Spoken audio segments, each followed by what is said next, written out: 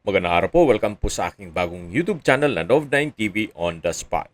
Real talk, real fast. Okay, wala nang intro-intro. Nandito po tayo ngayon sa Cuenca, Batangas kung saan meron po tayong bagong video presentation, isang residential farm property na may overlooking view ng Mount Makulot. Ito pong property ay may lot area na 2,635 square meters. Patag na patag po ang lupa, kaya usable po lahat. Wala pong masasayang. Ito po'y titulado, kaya wala po kayong maging problema sa documentation o sa transfer ng title. Kung hanap nyo isang property na malapit po sa highway, ito na po yung hinahanap nyo. Gawa ng ito po'y walking distance lang from National Highway.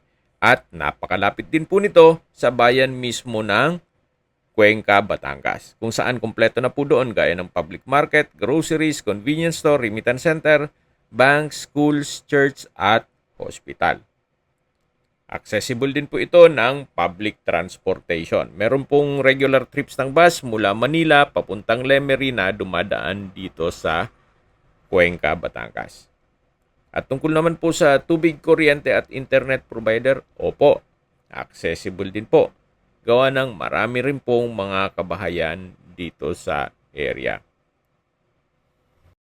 Marami po kayong pwedeng i-project dito. Pwede po itong gawing events place o di kaya resort. Then, i-convert nyo rin sa staycation business. So, depende po sa inyo kung anong magiging project nyo sa lawak nitong property. Kung ayaw magnegosyo, pwede rin po ito para sa inyong retirement home.